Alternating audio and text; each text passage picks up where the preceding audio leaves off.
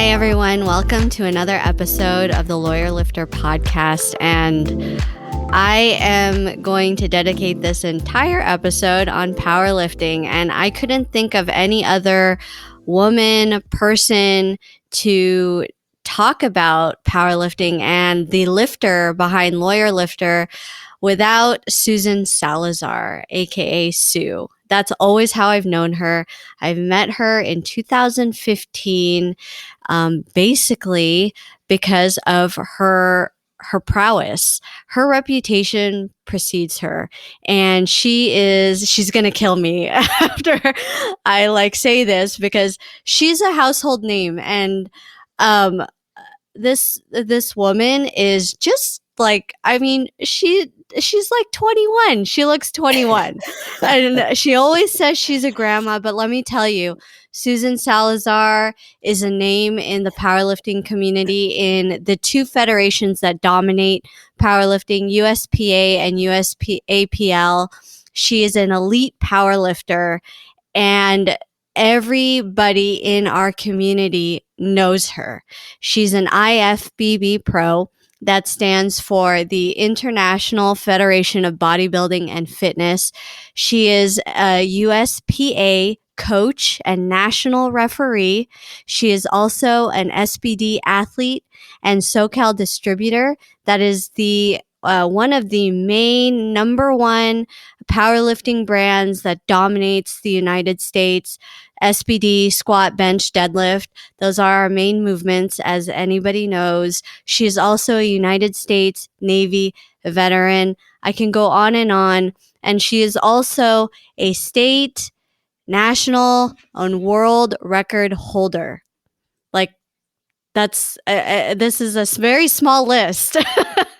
And what has happened is that she was my very first powerlifting coach. Sue, wow, you're here. Hi, Mel. Oh my gosh. I think, well, first of all, thank you for asking me to be here. It's really an honor, but actually I'm done with the podcast because you already said everything about me. So there's nothing else to say, but thank you.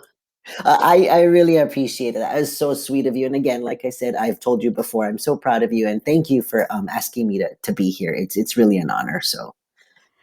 Yeah. So I found out about you circa 2015, Yeah. and Mhm. and I saw you on Instagram, was still kind of picking up. Facebook Right. was still, yeah. Right. And then I think what you were, Sue was actually during that time in San Antonio. She was nowhere, there were no hard plans for her to come back to California. And it was just so weird, but you were going to do a seminar because she's that well known. So this woman just does seminars. And she just happened to do a seminar at my very old CrossFit gym, where it was opening up powerlifting. And so so what was that? All of a sudden you show up. Well, I wish it was in San Antonio, but it was actually El Paso. El Paso is a El smaller town. Paso. Yeah, so Yeah. it's a small town.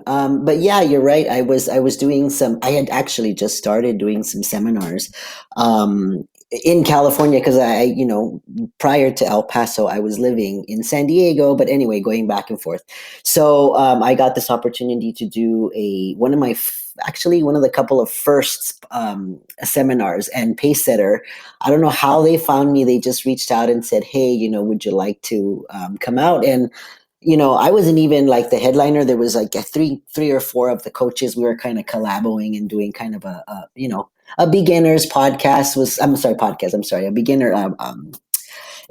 It was a seminar. So, like I said, for me, it was kind of cool that I just it was weird. Like you said, I just showed up. I just showed up there, and it was kind of cool to see, there was a lot of people. I think it was some 25 people. I think it was pretty It was good good. amount of people. And for me, I was nervous anyway. So I was since it was one of my first seminars, I was really nervous, but once we started talking about powerlifting, I was fine, and that's where you were. I saw you. You were like, so strong, and just like your presence. It was kind of like, I I'm was telling you, not I strong. no, well, I'm I just was saying, like, physically not. well, the presence, like you have this presence about you, like you were so like it was weird. You're like this. I can't explain it. You're just a powerful little like it's just like a burst of energy. Like you were there, you were starting to squat, and of course, maybe you weren't physically strong, but I'm telling you, you had this presence about you. So when I saw you, I was like, oh, I was really just happy to be a part of that seminar. But yeah, it was great. So Sue touches on something where I feel like when you see women doing things that are outside the norm, outside of the normal construct, it speaks to other women, and it is something that when I saw Sue, and like, if you've never Google Sue Salazar, go visit her Instagram, go see her YouTube. But her physical stats are right. Like Sue is the sweetest woman ever, but and she comes off shy, but like this woman has literally showcased her body at its like physical peak. She is a showboat in the powerlifting community. So it's like she does this 360 when it's time to get on that platform or time to go on that stage. And I'm small, but Sue is like, she doesn't tower over me. She is No. just compact. Okay. Like Right, right, right. I'm 4'10", and I think you're probably, I don't know, like 5 feet. yeah, No, yeah, five. I five was, feet even. Yeah. yeah, 5 feet even, and just all like, just built like statuesque. Yeah. And when I saw her, I had no, I had lost all that weight, and I approached Sue after the seminar to tell her my story and to kind of like beg, like literally beg for her, because I didn't think she was taking any students for her to coach me. But when I saw this woman, and I had a very, like, I didn't have a very good education about lifting or powerlifting or the female or the body of a female.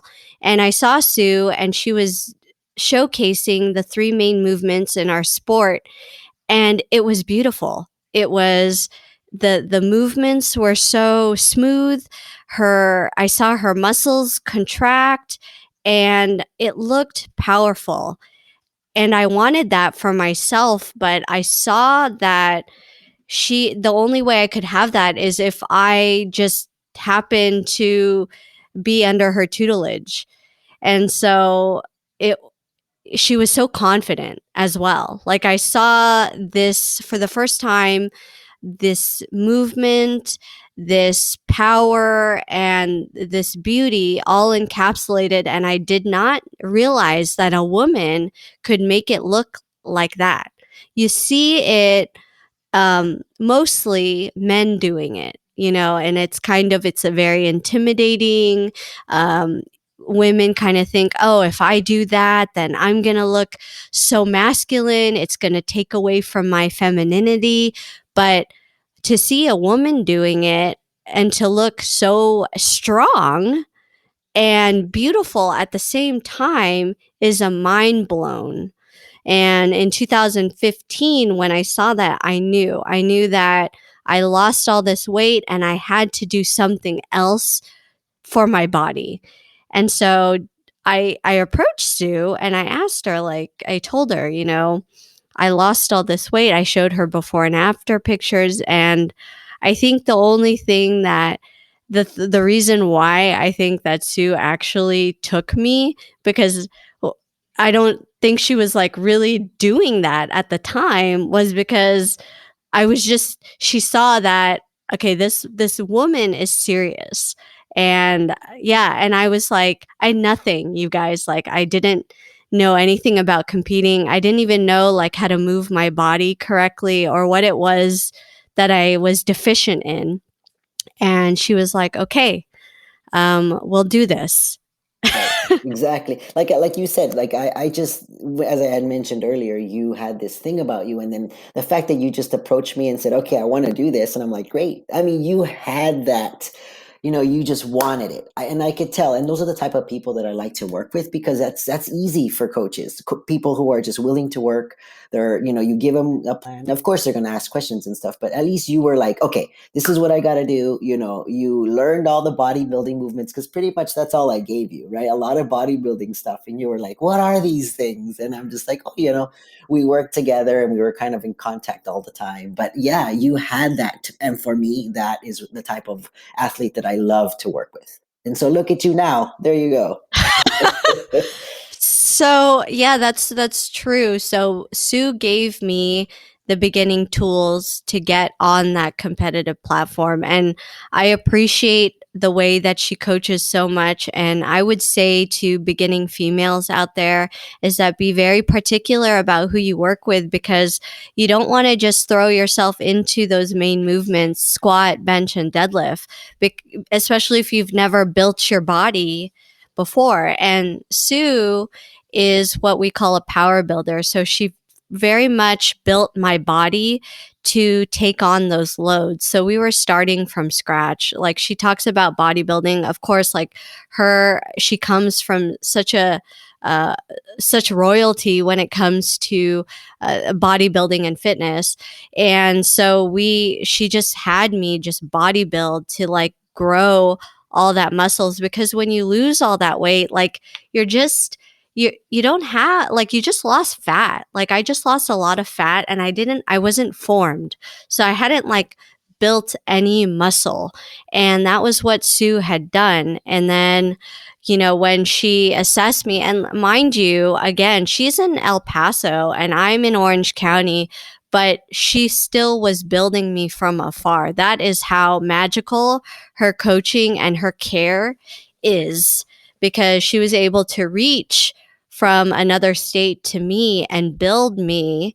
And then finally, she migrated to California, but we were already in the swing of things. And there was a point where she was like, "All right, like, let's like compete." Yeah, we're ready. Yeah, I was exactly. like, "Oh."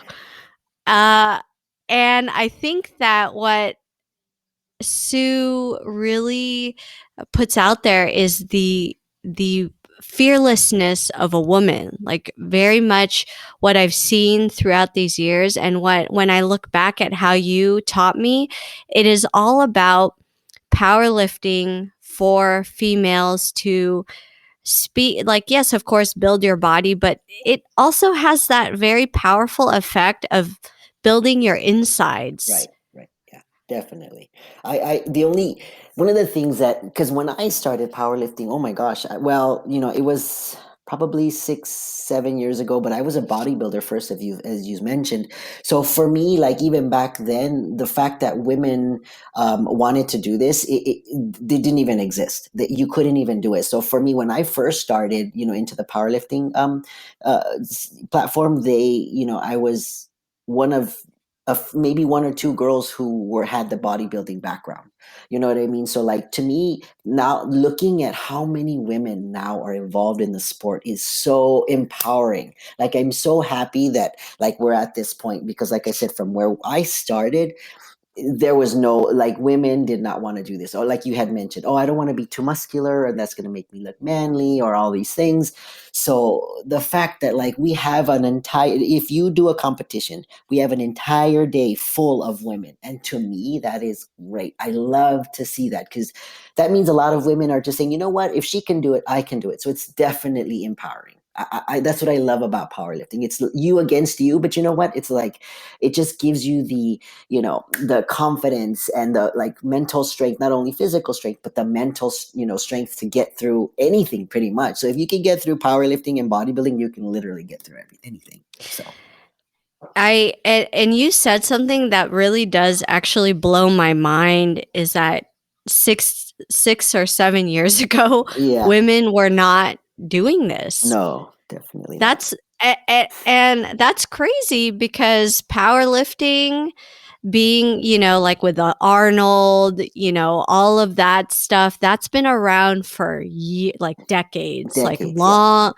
And then it's just this is such a baby still. Mhm. Women just decided, or I don't know, like, what do you think? How did you feel like 6 to 7 years ago when you were like, you know what, I'm done with bodybuilding competitively?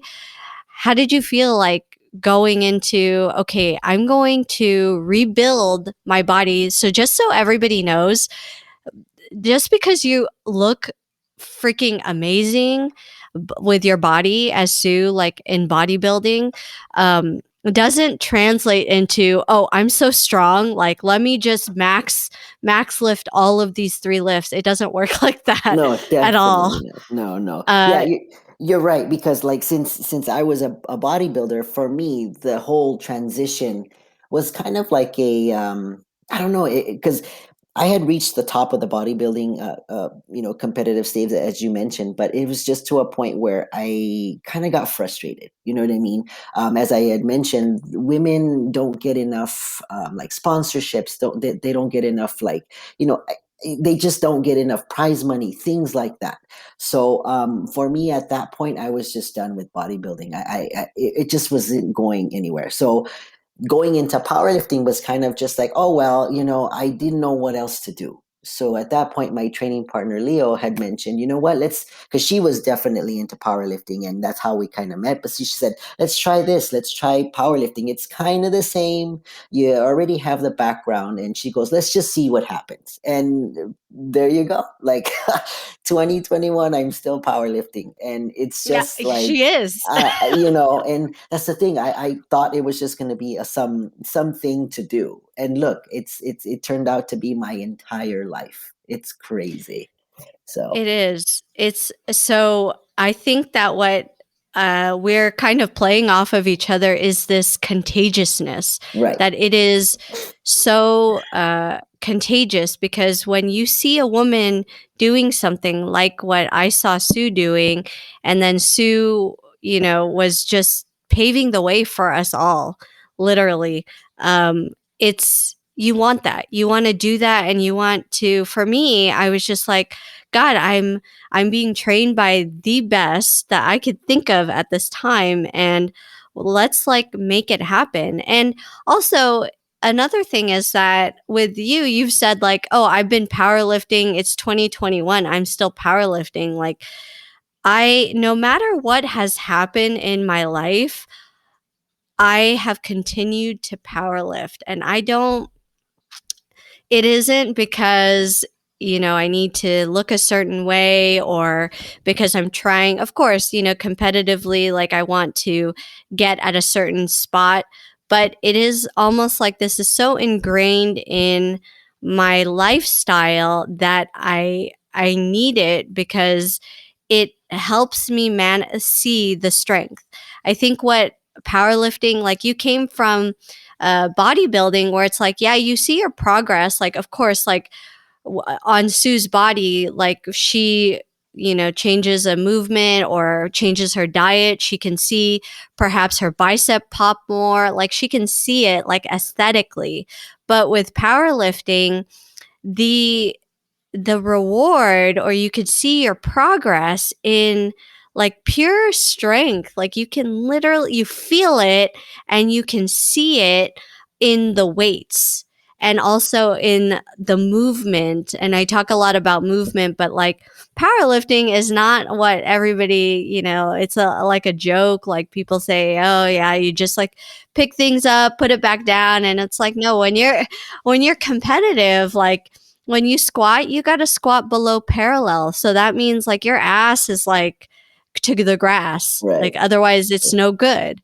When you bench, you have to show control on the descend to your chest, have it sit there, and then press. So it's not a chest pump. It is a very controlled movement, and then up.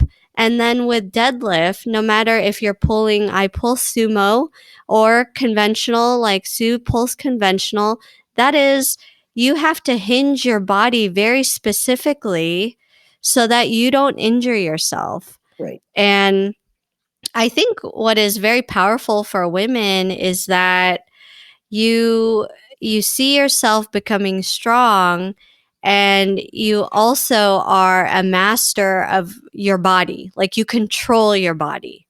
Right. I agree. Definitely. That's what I'm saying. The bodybuilding, that's why you see a lot of the, successful, the women that I know are previous bodybuilders because of the fact that we know how to contract our muscles. We know how to, if you say, okay, squeeze your rhomboids, you know what a rhomboid is, or you know how to actually set it to where it gives you the perfect technique as you're mentioning. So it's just like, so that's, I think, I've noticed that is a key to being a successful power lifter, to be able to, you know, um, get those muscle groups to react to get you to do the lift. So being a bodybuilder is one of the, essential things. You actually have to do your accessory work. You have to train the smaller muscle groups to be able to do the big lifts. So that's the reason why I like my whole bread and butter for my training is to show people that you need to get the little muscles stronger. So for the big picture. That is, Yeah. that's absolutely true. And since COVID, um, Yeah. it threw out my 2020 entire competitive season. And I think what it showed people too is that if you're what are you in this sport for? Are you in it for the awards and the accolades, or are you really like in it because you in your heart are a powerlifter? And it's funny, like I saw, in my law firm, um, we have been keeping all of these gyms open. But it's also interesting to see like who drops off because there's no award there, because there's no competitions. Right. And so I also during 2020, like I've seen Sue here and there, but we've been keeping tabs on each other via Instagram, via text, and we're still training. And I wanted to tell you specifically, you'll appreciate this, is that I went back to like accessory work, because even though when you are competing and you finally get this break, like how all of the 2020 season was canceled, you realize, oh, like the small muscles, like they're not firing. So I went back to go like train accessory work so that it translates into those main movements. Like, she's absolutely right that body awareness is probably the most sought after skill for athletes, because if you can tap into your body, like if you can say to your hamstrings, fire, it only assists like, squat, right? Right. So, Yeah. you know, versus me, like I'm a very quad dominant squatter, but we realize like in this nothingness of season of competition that, like I'm not really engaging my hamstrings or my butt. Like I'm not really, and that's like Sue definitely is disciplined in that way, where she just focuses on those groups of muscles. It only adds to the bigger lift. So for sure. Yeah. Yeah. Even for my deloads, when I don't do the beat three big lifts, I'm always like trying to do like abs, or, even like the stuff, calves, stuff that, powerlifters don't even think of doing, but biceps. I mean, I go and do that because I want to kind of be a well-rounded lifter. You know what I mean? And you need Yeah. every single little muscle to fire. So yeah, I agree with you completely. So So I want to also touch on the fact that she said like I'm still powerlifting. That is so true. Like in line with, me progressing through USPA, and mhm, then I got to the highest to USPA, and then I switched to USAPL. Sue has been there for me, with me, and has like seen me reach the tops of like the what I could never even envision. right. But one of the things I appreciate so much I still learn from this woman, even though she doesn't directly coach me. like I see her and she still pushes me to do more. Like Sue has injured herself. Yeah. I mean, God knows how many times, like seriously injured herself and comes back. Like I Right. don't I don't even know how I did it even myself. So I mean, yeah, you're right. I did have a quad tear in 2000. What this? I think it's 2 years ago now. 2 years ago. 2018. Yeah, at the LA Fit Expo at the meet, I was squatting and I fell, and there goes my quad tendon. So, yeah, and ever it was kind of like a blessing. Sorry to say, but because it kind of made me come back and just restructure my whole training. But as we were saying, I went back to the accessory work. You know what I mean? I had to get that muscle strong again, and the movement and everything had to come back. So, I'm always going to say accessory work is what helped me get back to where I was. Although I wasn't on Instagram or posting anything, but I'm always, in the gym, no matter what. If I'm having a bad day or whatever, the gym seems to be also my outlet. So yeah, it helped me just get through all the bad times in my life. So Okay. And you don't know this because I don't outwardly say it. Maybe you felt it for the years, but like Sue is the example to me of discipline. Um, motivation, like I had motivation in 2015 when I started. And then that's it. That's it. yeah, yeah, yeah, But so discipline care in the sport, discipline working on your body carries in all facets of your life. And I am a big proponent of the reason why I work so hard with my firm.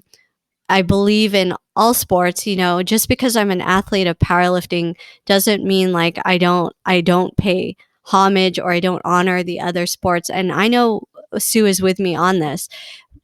Anything you do, any discipline that you decide to pursue, it affects your mental and emotional health.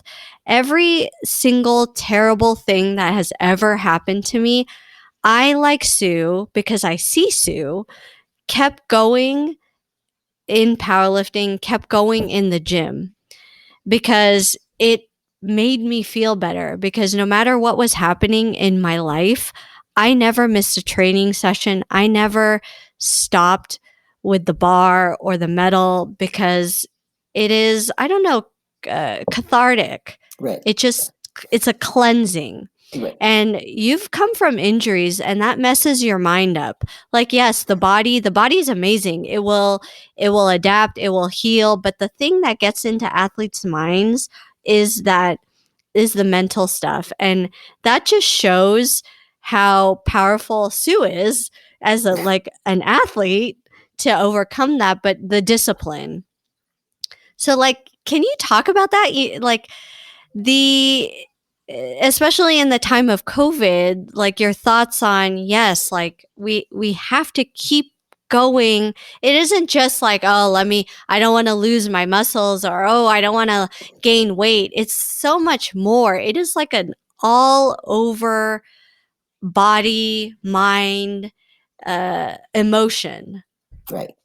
Well, you're right. Like in COVID, what it started in March, and at that time, I believe I was at a gym, and of course, they had to close the gym. And so for me, I first off went into panic mode. I'm like, what am I gonna do? I don't have a gym to go to now, and so immediately I said, okay, I'm gonna go rent a storage unit down the street, and I had some equipment. So I that's what I did. I for the first couple of months, I got a storage unit. I had a rack in there and a little bit of plates. So you know what I mean. I went into survival mode. So because I know that power or lifting weights in the gym is my go-to, so I had to do that. So I rented the storage unit, and so for a couple of months, that sustained me. Although COVID was crazy, people were losing their jobs and all these things, but I was just felt yeah, I was, distraught and, life was crazy. But the fact that I still even had my little storage unit, my little rack, my little plates, I was still going to be okay. So, and then after that, we got kicked out of the storage unit because you're not supposed to be doing that. You're not supposed to be lifting in a storage unit. So I had to go to another gym. I had to go to Blueprint Mm-hmm. in Garden Grove, and right, and then Vu was really welcoming, and then I found another place. You know what I'm saying? So I always, no matter what happened, is so COVID was crazy. I always had to have a gym, somewhere or something to an outlet because that was the only way I could have coped through COVID. Because, like I said, I didn't technically I was losing clients because they didn't have anywhere to train. So who was I going to train? So I said, well, I'm going to continue to train myself. And, I did. And here I am. I think if I had not had that, I would not have survived, honestly, because COVID, everyone had problems and issues and losing the jobs and things and sickness. But like for me, if I did not have the gym, I don't think I would have made it, Mel. So, Yeah, and when Sue says survive, it is I don't know like how to describe that. It's not like, okay, like I won't have food or I can't breathe, like there's no air, but it's something deeper than that, like a right, right. survival. Right, definitely. I sometimes it's I don't want to say it this way, but it's kind of an addiction because like I feel that if I don't have that, like my world goes nuts.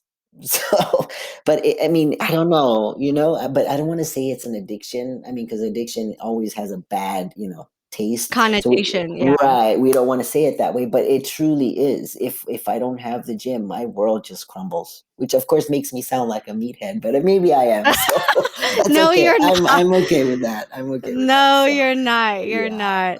but yeah. But So and so we're seeing like how do you feel as like an athlete, as a coach, as an ambassador to the fitness world now seeing that the smaller gyms, not the global gyms, are struggling to just kind of keep shifting, like pursuant to these orders. Like, does your that must like pull on your Oh, heartstrings? I feel so bad because, like I said, most of the people that I know have their small gyms, like VU and other gyms, and I feel bad for them. I really do because it's just like, what are they gonna do?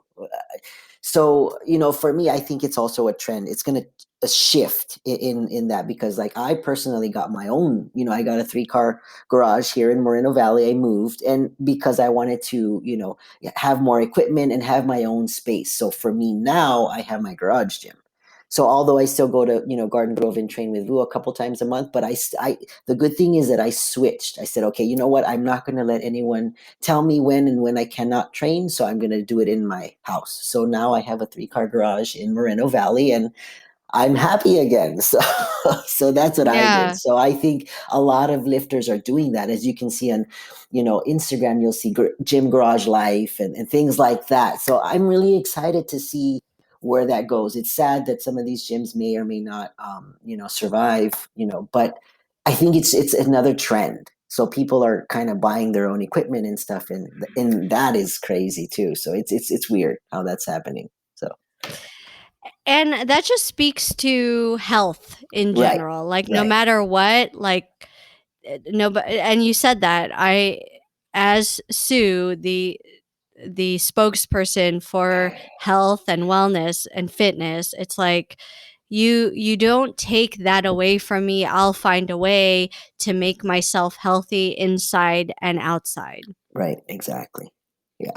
I mean, it's one of the things that, like I tell you, it is survival for me. And I know a lot of athletes, especially power lifters, like it is, you want to achieve that goal. It's something that you're set on. Your mind is like, it just like eases everything else, all the jobs and, everything else that's going on. You still have the gym and then you kind of just forget about everything. And that's just like, Yeah. again, me talking, but yeah.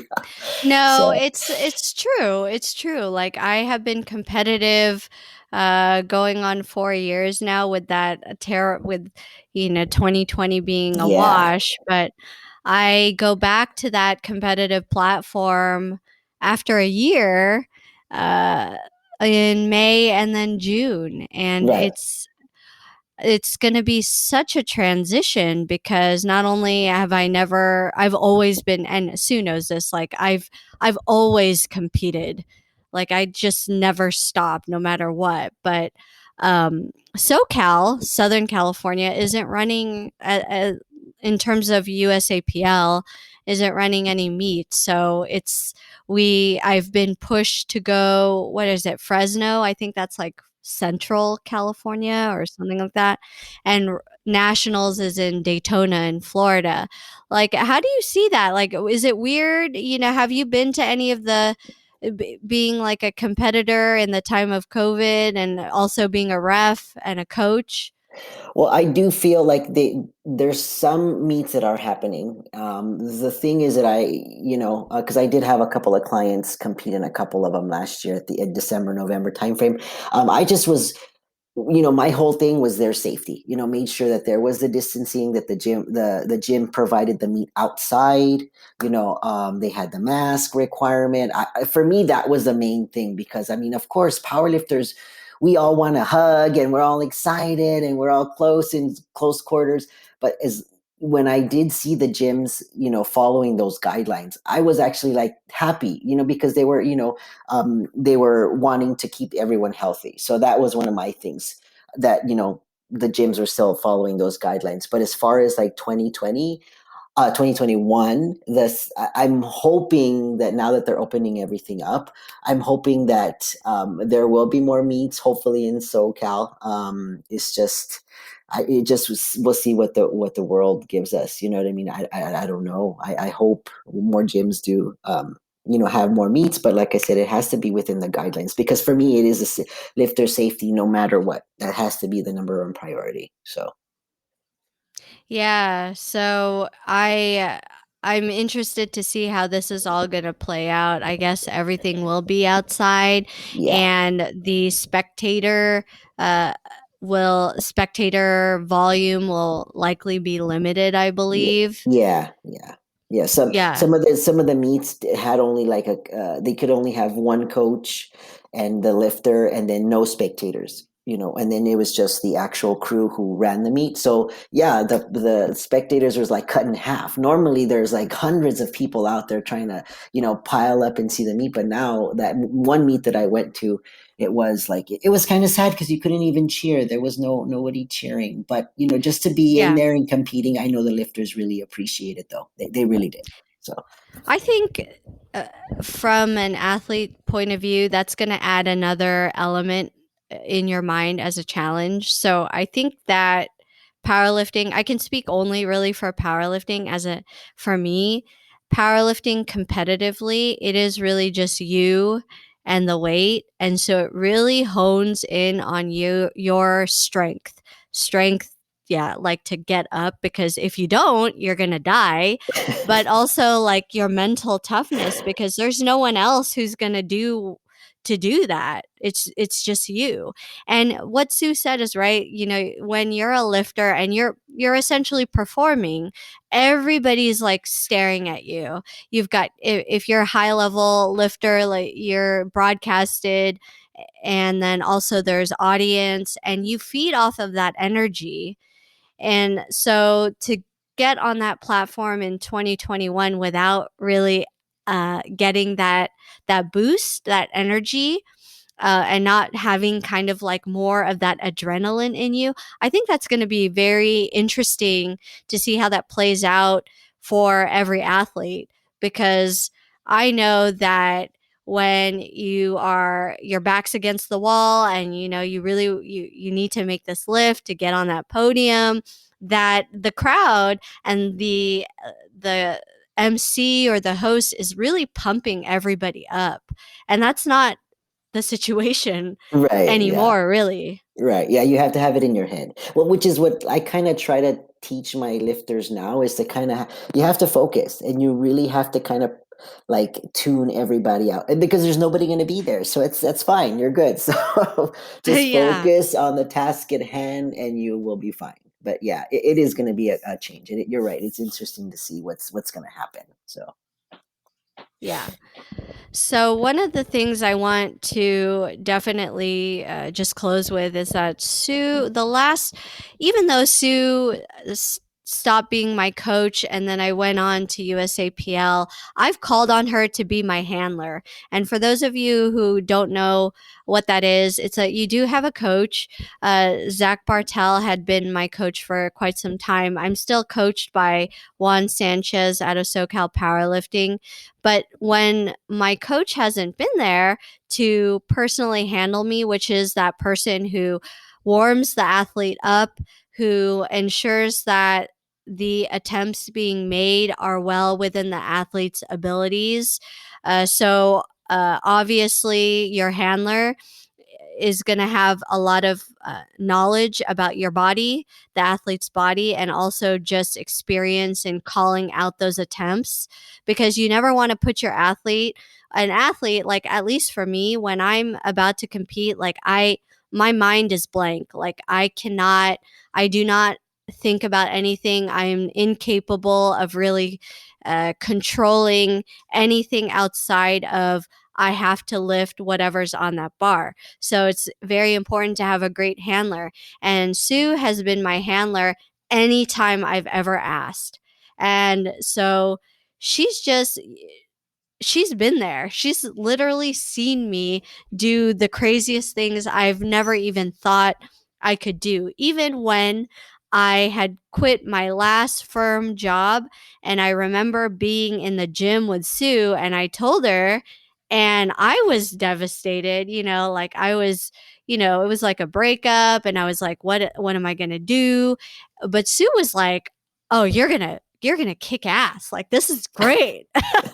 I do remember that. I remember looking at you and I'm like, okay, so what's new? Like, okay, you left your other firm. Now it's your time. Now it's your time to be fierce. Because that's the thing. That's the word to describe you. Is fierce. So even though you had left, like you came to me and then I was like, yeah, you have the fierceness to do your own thing. You don't need anyone else. You got the same tenacity that you have on the platform. That's what you're gonna do in life. So that's what I'm saying. For you, that's the word. Fierceness. I remember That's that. literally, she Yeah. was just like totally unfazed, and I was like, "What is my next move?" And then, also when I she was like, "You were one of the first ones I said, okay, I think my firm's going to be Uplift." Right, right. And you're Yeah. like, "Oh my god, that's amazing." Yeah, that was like perfect. I mean, you couldn't think of a more perfect name. I mean, that's exactly you. So I was really happy for you. Like I said, I'm always going to be happy and proud of you. So it's good to Yeah, she's watch you. Yeah. I know, and I'm excited. Like I can't wait for you to be there again when I start competing. I'll see like what comes up, but she's always been there. The last meet I had gone through so much, and Sue was a handler, and before I did I think when was that? Like 2019, I Sue was handling me at the last meet, It's which SoCal. at SoCal, which Yeah. plummeted me, which just skyrocketed me Right, actually right, right, into Raw Nationals as right, one of the top lifters to watch. And that I was getting ready on my third attempt. And mind you, when I compete at 114 pounds. right. Yeah. And that third attempt, Sue, she just like she had that number on the platform for me to lift. I didn't know what that was, but I'll remember it until I die. She was just put everything in there. Every shitty thing that you went through this year, put it in there. Right. And that's Yeah. all she said. And she sent me off, and I have that video, Yeah. and that thing just flew up. Yeah. Yeah. Yeah. And that's the power of not only having a woman out there who she just inspired me, taught me everything, and then also to just go have a woman like that throughout your journey. I want that for everybody, for Right. every Yeah. one of you. Yeah, I mean, Yeah. we all have one. We, as women, like you said, now that the community in powerlifting, it's like pretty much all women now. And the fact that, like, even on Instagram, you see so many people supporting each other. You just got to find your people, find your group of women who've been through it. They're going to go through it with you, and then you stick with those people because those are your true blues. So, yeah. Yeah. Hmm. So uh, Susan Salazar, Sue Salazar, she's a woman to keep watching. I keep watching her. I will never quit this woman. Whatever happens to me, she's always there. Yeah. I'm honored that you are a guest on this podcast. Thank you so much for your time. I appreciate you, Mel. Like I told you, like it really is amazing to see where you're at now, and I could just imagine what's next. So I'm just so happy for you. It's gonna really, from here, it's gonna skyrocket. So congratulations. It's really good to see you. It really is. Thank you. Thank Sure. you, Sue. No problem. Thank you. Thanks for tuning in. You can find this episode and others at lawyerlifter.com or wherever you subscribe to podcasts. For questions or comments, you can contact me on our website, lawyerlifter.com, or find me at lawyerlifter on Instagram.